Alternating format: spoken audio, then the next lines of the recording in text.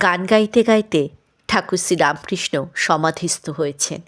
হাত অঞ্জলিবদ্ধ, দেহ উন্নত ও স্থির, নেত্রদ্বয় স্পন্দহীন।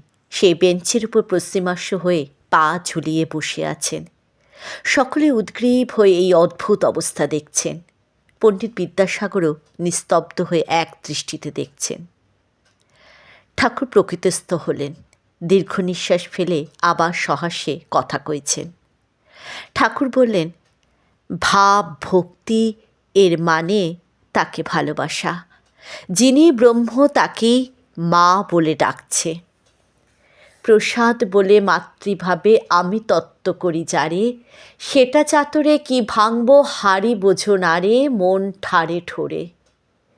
ঠাকুর বললেন, রামপ্রসাদ মনকে বলছে ঠারে ঠোরে বুঝতে। এই বুঝতে বলছে যে বেদে যাকে ব্রহ্ম বলছে তাকেই আমি মা বলে ডাকছি। যিনি নির্গুণ তিনি সগুণ, যিনি ব্রহ্ম তিনি শক্তি। যখন নিষ্ক্রিয় বলে বোধ হয় তখন তাকে ব্রহ্ম বলি। যখন ভাবি সৃষ্টি স্থিতি প্রলয় করছেন তখন তাকে আদ্যা শক্তি বলি, কালী বলি। ব্রহ্ম আর শক্তি অভেদ।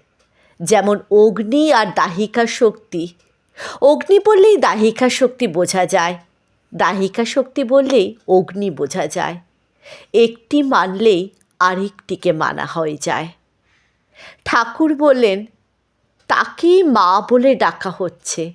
মা বড় ভালোবাসার জিনিস কিনা। ঈশ্বরকে ভালোবাসতে পারলেই তাকে পাওয়া যায়। ভাব ভক্তি ভালোবাসা আর বিশ্বাস। প্রণাম ঠাকুর।